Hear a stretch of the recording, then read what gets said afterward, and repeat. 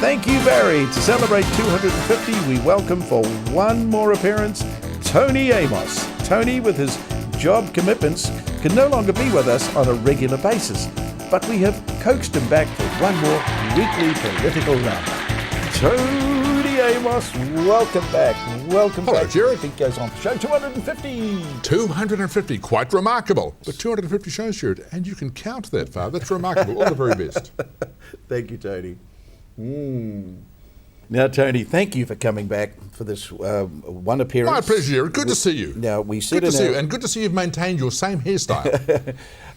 We know that you've now got this wonderful new commitment, a job commitment, so it's not possible for you to come on the show, which much to our sorrow, but we had to have you back for the 250th show. Jared, delighted to be here. It could be a conflict of interest, literally, if I was on every week, but lovely to be here as a special guest to celebrate this momentous occasion. So, Tony, you're allowed to tell us where you spend your time now? Yes, Jared, I'm the Chief Executive Officer at the Pacific Media Network. Wow. We run 2 radio stations. We have 531 PI and we have New FM. We have social media platforms. We have a news team and a news unit.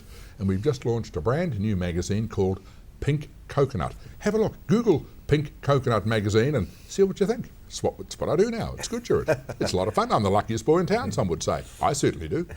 Tony, just a very quick history in the sense that you've been with us right from the beginning on. The beat goes on. Since 1954, Jared. 1954.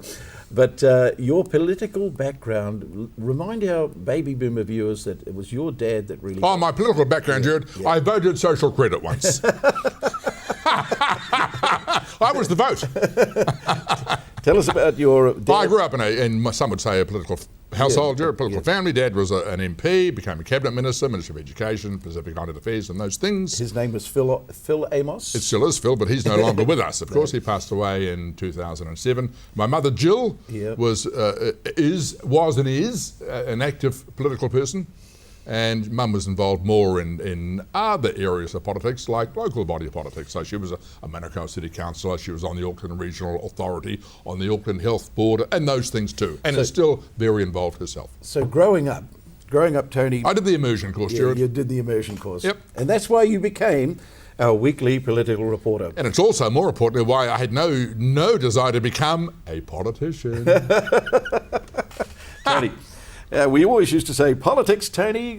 What about giving us a couple of minutes on politics? Indeed, Jared. Well, it's a big year, Jared. This year it's election year. And that's really boring unless you're in Japan, where their pronunciation means a whole different thing. If there's an election in Japan, it means quite a different thing. Much more exciting, much more personal, and a much better result usually as well. However, here, it's election year. And what's going to happen here in the election year? Well, I know the result already. Jared, I can give the Beat Goes On audience a very special heads up on the election, which is still many weeks away. I know the result. I know who's won. The politicians. They always win, we always lose, and yet, Jared, we play the game, we pay the bills, and they always win. Why do we do it? Do we go home and beat ourselves up, not off, but up as well? We could, we do.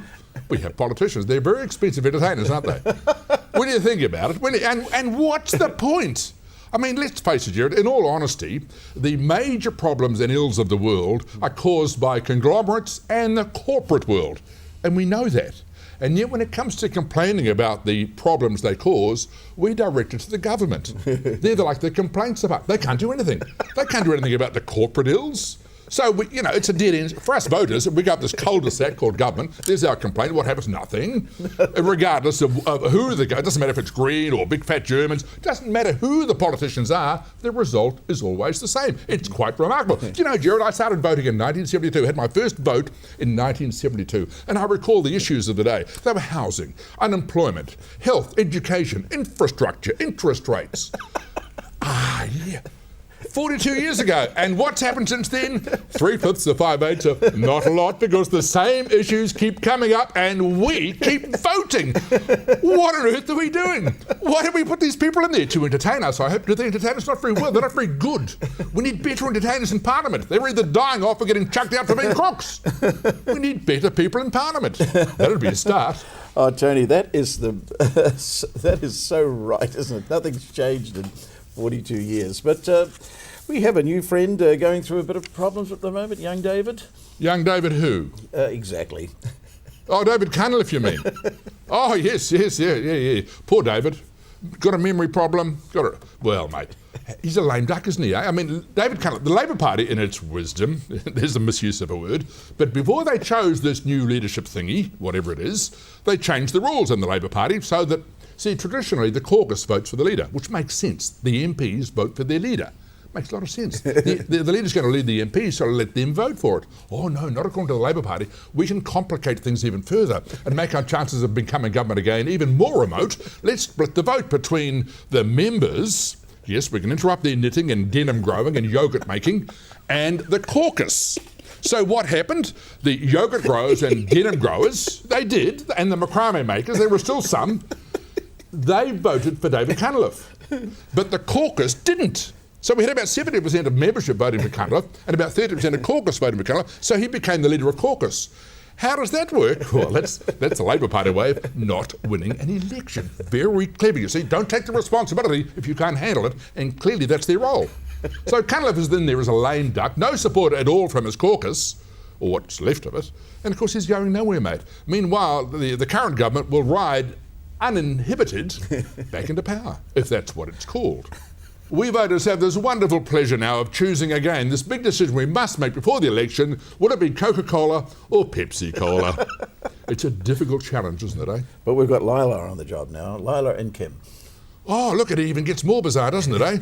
And in the middle of those two white folk is that strange fellow called Hone Harawira, who referred to white people as motherfuckers.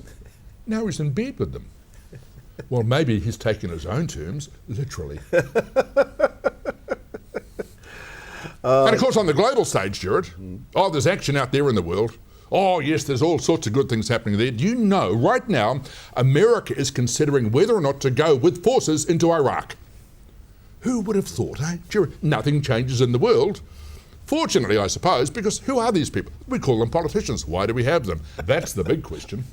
Tony, once again, absolutely fabulous having you on the show this one more time. Jared, can I say that I always enjoy a deep and meaningful and serious conversation about those losers we call politicians. All the best. Congratulations and happy 250th birthday. Thank you, Tony. And good luck with the hair. Couldn't have a great show without you on it. Thanks, Tony. Bye.